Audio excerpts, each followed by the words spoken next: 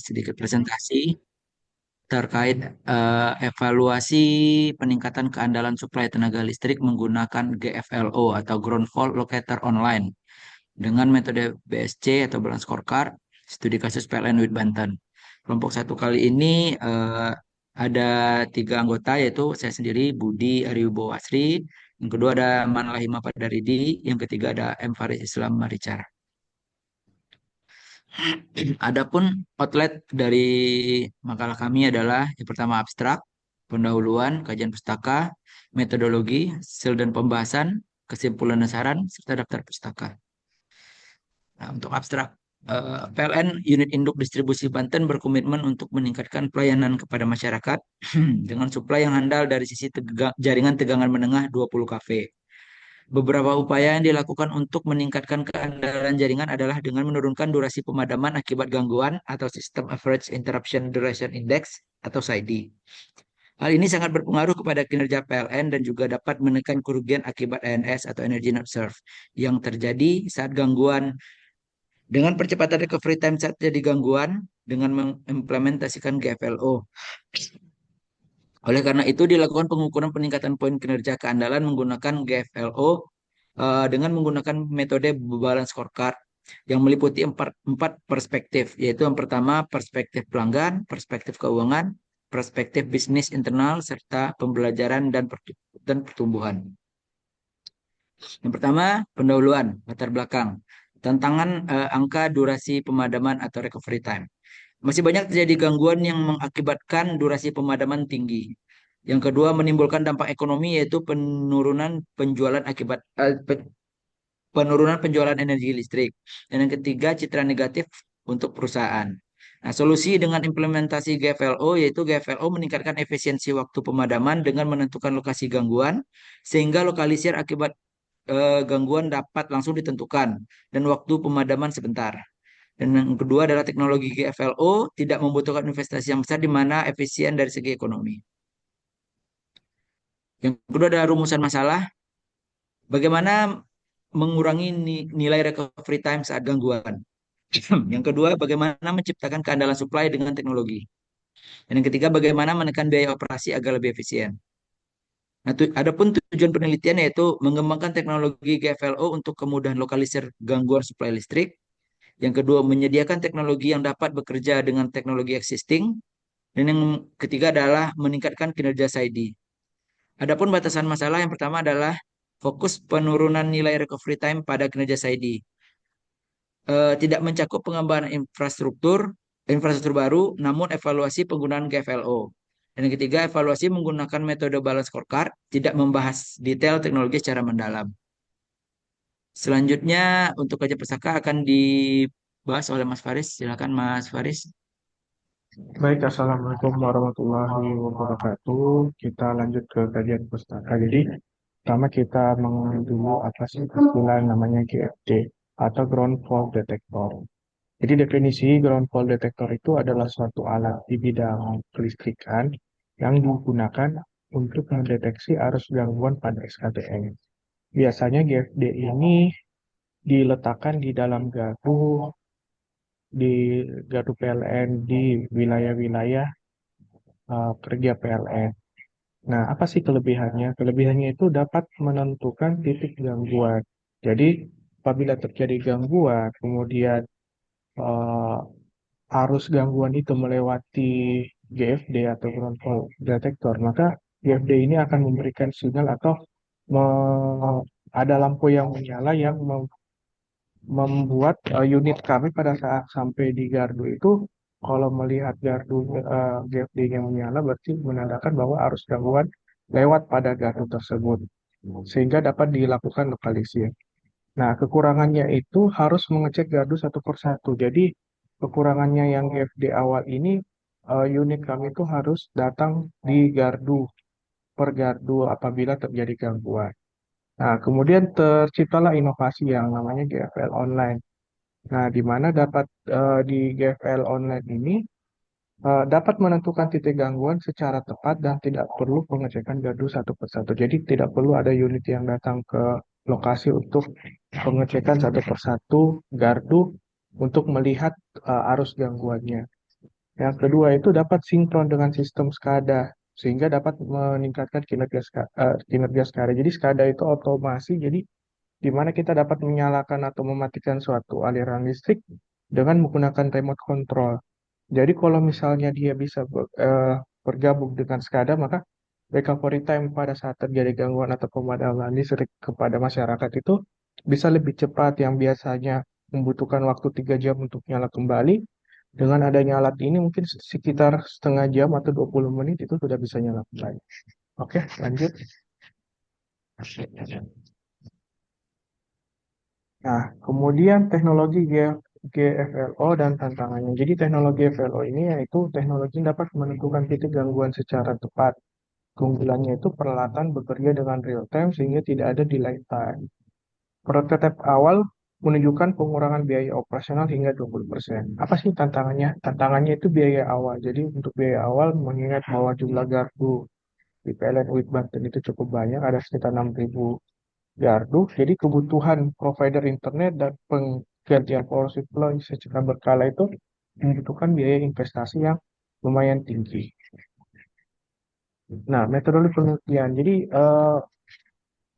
metode balance scorecard. Metode balance scorecard itu suatu metode pengukuran kinerja yang digunakan untuk mengidentifikasi dan meningkatkan fungsi bisnis internal dan hasil eksternal. Perspektifnya itu meliputi satu, pelanggan, di mana itu meningkatkan kecepatan respon dan pemulihan gangguan. Yang kedua, keuangan, meningkatkan keandalan jaringan dan mempersingkat recovery time. Kemudian probis internal yaitu meningkatkan infrastruktur pendukung GFLO dan pembelajaran dan pertemuan yaitu upskilling pegawai dan pengembangan tools GFLO. Jenis penelitian, kombinasi pendekatan kualitatif dan kuantitatif, di mana kualitatif itu berupa observasi, wawancara, dan analisa kebutuhan pengguna. Di mana kuantitatif yaitu pengumpulan data teknis seperti gangguan, recovery time, dan energi nasional.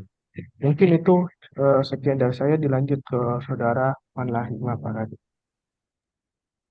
Baik, saya akan melanjutkan.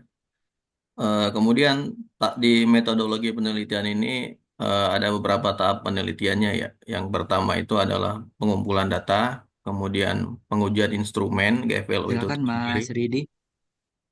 Udah terdengar Pak Budi? Dengar Sudah. kok. Tahap pertamanya itu adalah pengumpulan data, kemudian pengujian instrumen GFLO, kemudian pengujian dan evaluasi. Pengumpulan data ini tentunya yang pertama adalah pengumpulan data terkait historical gangguan, kemudian recovery time artinya percepatan gangguan itu sendiri, dan ENS atau energi not sell, di mana ketika terjadi gangguan banyak energi yang tidak terjual. Kemudian wawancara langsung dengan user atau pejabat terkait untuk mengetahui terkait kebutuhan ini. Kemudian pengujian instrumen ini dilakukan selama tahap pemasangan GFLO itu sendiri pada gardu distribusi. Dan ini tentunya memastikan infrastruktur untuk GFLO ini berjalan dengan baik. Kemudian tahap terakhir adalah pengujian dan evaluasi. Setelah dilakukan pengujian instrumen, kemudian ini dilakukan pengujian dan evaluasi. Menguji instrumen ini tentunya terkait dengan parameter ya, percepatan recovery time tadi dan penurunan energi not serve. Kemudian evaluasi hasil pengujian tadi untuk memperlihatkan hasil perbaikan terhadap kinerja pada SAIDI itu tersendiri. Lanjut Pak Budi. Dan ini hasil dan pembahasan. Ini analisis masalah GFD konvensional yang sebelumnya dipakai. Ini tentunya yang pertama itu terkait dengan ketepatan titik lokalisir, di mana ketika terjadi eh, gangguan, indikator gangguan ini itu hanya dipasang pada pintu gardu. Jadi petugas harus melakukan pengecekan langsung ke lokasi satu persatu untuk menentukan titik arah terjadinya gangguan atau pemadaman. Ini tentunya meningkatkan kesalahan pembacaan arus gangguan atau titik gangguan tersebut, sehingga dapat disimpulkan terjadi tingkat error yang cukup tinggi terhadap GFD konvensional ini. Sehingga solusi pengembangan GFLO ini yang pertama terkait dengan teknologi GFLO. Yang pertama adalah ini tentunya teknologi ini menggunakan internet untuk pemantauan secara real time. Artinya ketika terjadi pemadaman, semua gangguannya ini terpantau secara internet dan real time, sehingga dapat menurunkan durasi pemadaman itu lebih cepat dan akibat dari penentuan titik gangguan yang awalnya tidak mana bisa tepat, sekarang bisa tepat dan dapat dilakukan secara langsung. Kemudian tidak terjadi kesalahan arah titik gangguan yang diakibatkan oleh GFD konvensional tadi. Next, Pak Budi. Kemudian implementasi metode balance scorecard. Sesuai yang dijelaskan di abstrak tadi, ada 4 perspektif.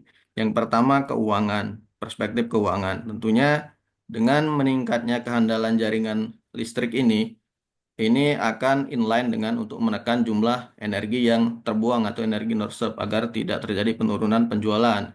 Kemudian menerapkan strategi yang tepat dan pemantauan KPI yang relevan untuk minimalkan dampak finansial oleh gangguan. Kemudian perspektif pelanggan. Ada indikatornya tentunya fokus pada customer satisfaction atau kepuasan pelanggan, di mana kemudian dibandingkan dengan jumlah keluhan pelanggan. Ini tentunya meningkatkan kecepatan respon pada pelanggan apabila terjadi gangguan dan dengan menerapkan strategi yang tepat ini dapat memantau KPI yang relevan ya, sehingga PLN dapat mempercepat pemulihan gangguan. Kemudian perspektif proses bisnis internal di mana kesiapan peralatan SCADA atau otomasi tadi untuk mendukung GFLO ini responden yang sudah ditanya itu menjawab sangat cukup, kemudian sarana prasarananya cukup, kemudian selama prosesnya adalah cukup. Yang terakhir adalah perspektif pembelajaran dan pertumbuhan, di mana kemampuan dan keterampilan SDM mayoritas responden adalah menjawab signifikan, dan pengembangan motivasi SDM ini mayoritas respondennya menjawab signifikan. Kemudian Pak Budi. Kesimpulan dan saran. Kesimpulannya ini yang pertama dari perspektif keuangan tadi, realisasi energi NS ini mencapai 87% dari target yang ditetapkan. Artinya ini menunjukkan upaya yang sangat efektif untuk mengurangi kerugian energi sehingga meningkatkan pendapatan. Kemudian realisasi SAIDI ini berhasil mencapai 89%. Indikasi ini artinya eh, keberhasilan PLN Wit Banten dalam meminimalisir durasi pemadaman listrik yang dirasakan oleh pelanggan. Kemudian eh, ada beberapa isu yang terungkap dalam perspektif bisnis internal yang masing-masing mencapai 85% dan 80% dari target. Ini menandakan bahwasanya kebutuhan untuk peningkatan dalam manajemen operasional dan pelatihan staf. Kemudian tingkat yang tinggi dalam perspektif pembelajaran dan pertumbuhan mencapai di atas 90%, yaitu 95 dan 94%. Ini menunjukkan komitmen terhadap pengembangan SDM dan nilai kerja yang sesuai dengan pencapaian. Sarannya adalah yang pertama, intensif teknologi deteksi dan diagnostis yang dapat mengidentifikasi, menurunkan gangguan meluas dan meminimalisir INS. Kemudian terus mengembangkan dan integrasi sistem ini dan secara cepat merespon pelanggan untuk mempercepat penyelesaian keluhan dan gangguan. Kemudian memperbarui dan mengoptimalkan peralatan-peralatan optimasi sehingga memastikan kesiapan dan responsivitas teknologi yang tinggi terhadap insiden dan melaksanakan inisiatif pembelajaran yang berkelanjutan atau continuous improvement untuk mengadaptasi perubahan teknologi dan best practice industri guna memastikan keunggulan yang kompetitif dalam bidang SDM. Next, Pak. Ini daftar pustaka, ada beberapa yang kita ambil dari sini. Yang pertama dari Hartati terkait pengukuran kerja RSUD, kemudian dari Helper Erik terkait teknik analis keuangan, kemudian Robert Kaplan terkait transforming the balance scorecard, dan kemudian Mulyadi dan Joni Setiawan di sistem perencanaan dan pengendalian manajemen. Mungkin itu presentasi dari kelompok kami, Bapak dan Ibu. Kalau ada pertanyaan, silakan di chat. Dan kalau ada saran, mohon sarannya Bu Nini. Sekian dari kelompok kami ucapkan terima kasih.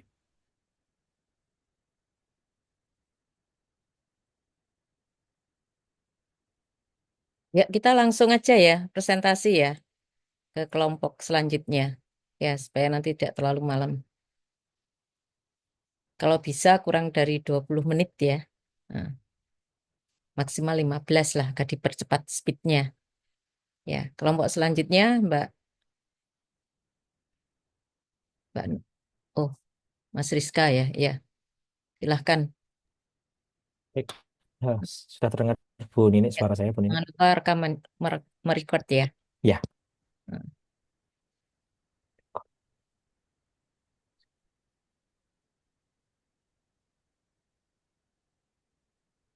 baik. Selamat malam Bu Nini dan rekan-rekan yang saya hormati. Pada kesempatan kali ini kami akan mempresentasikan tugas proyek kelas kami dengan judul Analisis Efektivitas Flatpak Dormitories menggunakan pendekatan metode VPC, Value Proposition Canvas, pada area kerja remote area di PT Merdeka Mining Service, tempat saya bekerja. Saya sendiri Novananda Senaputra dan rekan saya ada Pak Rizka Andika untuk kelompok ini. Baik, outline dari yang akan kami sampaikan antara lain ada latar belakang, kemudian ada kajian pustaka dasar teori, metodologi, hasil penelitian, dan juga kesimpulan. Untuk pendahuluan dari Flatpak, tema Flatpak yang kami angkat, yang pertama industri perkembangan industri pertambangan, terutama di Indonesia saat ini sedang berkembang sangat pesat, di mana Flatpak ini merupakan salah satu terobosan penting ya untuk eh, solusi tempat tinggal, terutama untuk area-area yang berada di remote atau area terpencil. Dalam hal ini, PT Merdeka Mining Service juga turut serta menggunakan Flatpak ini, di mana Flatpak ini adalah solusi hunian yang berbentuk modular yang bisa dengan mudah diinstal di area yang sangat terpencil, di mana ketika fase konstruksi untuk pembangunan tempat tinggal sendiri tentunya menjadi tantangan utama ya, karena salah satu eh, yang membuat mahal adalah aksesnya yang cukup sulit, kemudian durasi pembangunannya lama apabila menggunakan konvensional building dibandingkan dengan menggunakan konvensional yang harus menunggu komplit semua baru bisa digunakan begitu.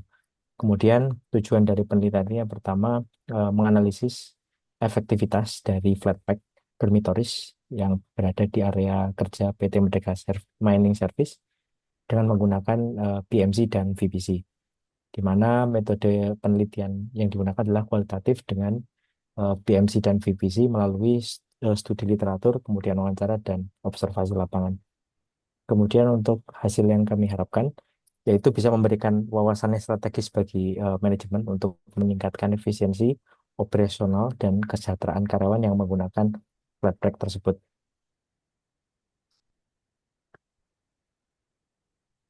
Kemudian untuk tantangan sendiri untuk Flatpak yang berada di remote area tentunya dibandingkan dengan eh, konvensional building, yang pertama tentunya akan lebih kompetitif ya apabila menggunakan Flatpak ini. Di mana Flatpak sendiri dibandingkan dengan konvensional building itu bisa dibangun secara bertahap. Apabila menggunakan konvensional building pasti harus mau selesai dulu baru bisa digunakan. Sedangkan Flatpak ini sangat fleksibel, di mana ketika dibutuhkan untuk ekspansi atau penambahan karyawan gitu, tidak membutuhkan waktu yang lama untuk kita bisa membangun ekspansi tersebut.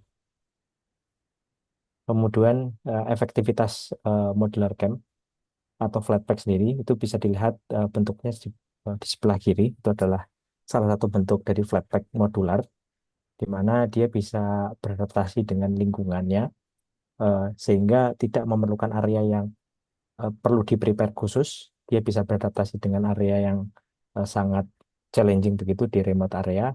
Kemudian dari sisi pembangunannya juga sangat cepat, dari sisi harganya juga sangat efisien karena selain bisa digunakan kembali, dia juga mudah untuk direlokasi. Jadi dari sisi mobilitas maupun dari segi cost efisiensi, dia bisa digunakan lagi di tempat lain tanpa harus menghancurkan dari Flatpak itu sendiri.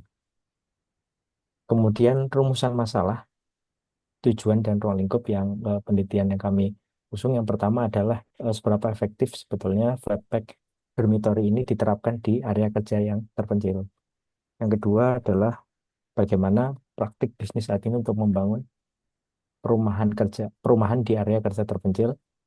Dan tujuan penelitiannya yaitu yang pertama, mengembangkan desain flat pack yang efektif, yang memberikan kenyamanan dan memenuhi standar perumahan yang layak bagi pekerja di area terpencil. Kemudian untuk tujuan yang berikutnya, menganalisa model bisnis konstruksi, terutama di PT Merdeka Managed Service terhadap perumahan yang saat ini digunakan. Dari yang sebelumnya traditional housing menjadi flat pack dormitories. Kemudian untuk ruang lingkup penelitian sendiri, yang pertama berfokus hanya pada desain flat pack yang akan digunakan di area terpencil.